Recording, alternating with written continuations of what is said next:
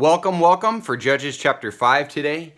As we'll see, today's chapter is actually a song written as a response to God intervening in the situation with the inhabitants of Canaan. So, all right, verse 1.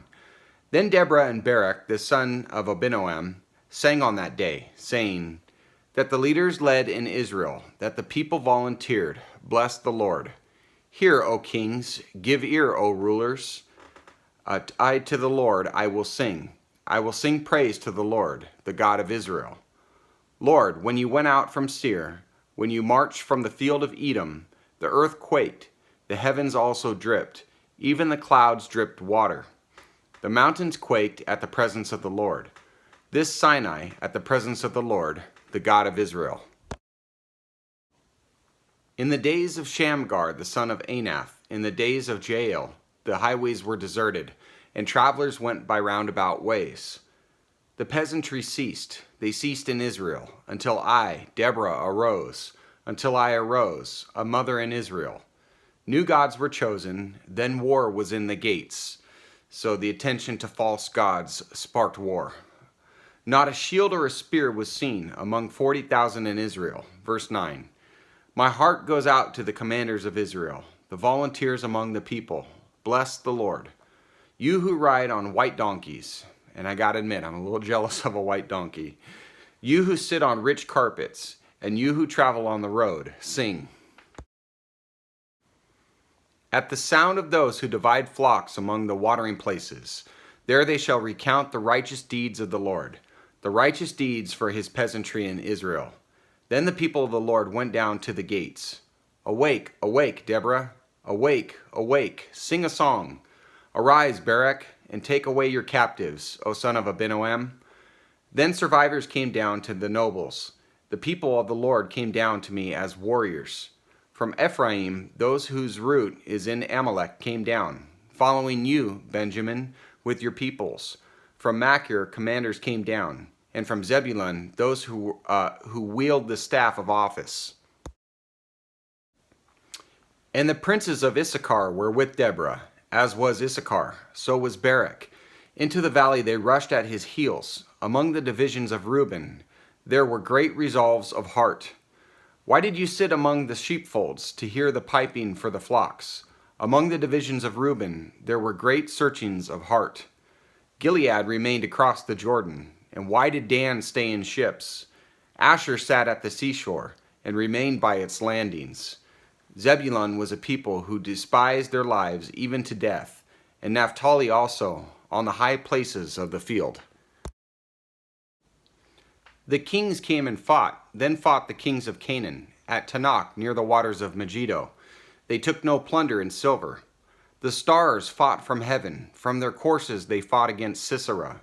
The torrent of Kishon swept them away, the ancient torrent, the torrent Kishon. O my soul, march on with strength.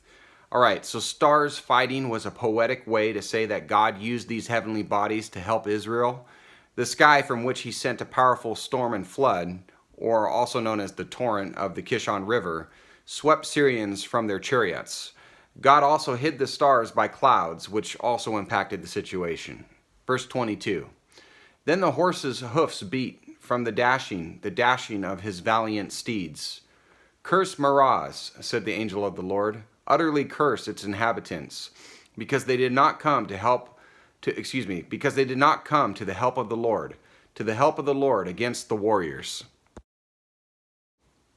Most blessed of women is Jael, the wife of Heber the Kenite. Most blessed is she of women in the tent. He asked for water, and she gave him milk. In a magnificent bowl she brought him curds. She reached out her hand for the tent peg, and her right hand for the workman's hammer. Then she struck Sisera. She smashed his head, and she shattered and pierced his temple. Between her feet he bowed, he fell, he lay. Between her feet he bowed, he fell. Where he bowed, there he fell dead. Out of the window she looked and lamented, the mother of Sisera through the lattice. Why does his chariot delay in coming? Why do the hoofbeats of his chariots tarry? Her wise princesses would answer her. Indeed, she repeats her words to herself. Are they not finding? Are they not dividing the spoil? A maiden, 2 maidens for every warrior. To Sisera, a spoil of dyed work, a spoil of dyed work embroidered, dyed work of double embroidery on the neck of the spoiler. Thus let all your enemies perish, O Lord, but let those who love him be like the rising of the sun in its might. And the land was undisturbed for 40 years. Nice song, huh? Okay, again, it was a tribute to God for the victory that took place in our last chapter, chapter 4. Some question why Jael here is praised for her murderous act.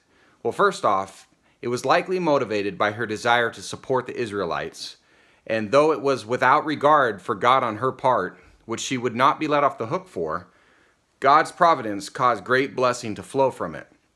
The takeaway is that in one way or another, God will eventually deal with the wicked and calls believers to walk in righteousness. He will also use the wicked to punish those of his who go astray.